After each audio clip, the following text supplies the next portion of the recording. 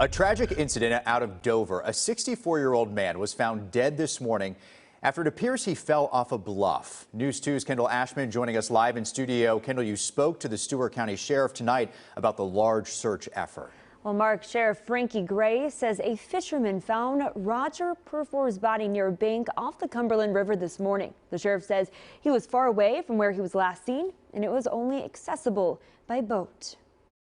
I had every deputy pretty much that I had working yesterday, including my chief deputy, was out there looking for him. Sheriff Gray says Roger Perfors' wife called the sheriff's office yesterday morning after her husband went missing from their Dover home. She was concerned when she called and that he had walked off, and because of his health and some of his medical issues, she was worried he might not be able to get back home. Tennessee Bureau of Investigation then released a silver alert, prompting a large search effort. TBI searched from above as many neighbors and sheriff deputies searched on the ground. After it got dark and we hadn't located him, you really start getting worried. The search put on pause once the terrain became more difficult to navigate in the dark. This morning, the small town receiving the unfortunate news. We obviously wished and prayed for a better outcome. It's a tragedy that people in the community of Dover are now mourning. It's a small county. It's a small, tight-knit community, and everybody knows most everybody. Everybody knows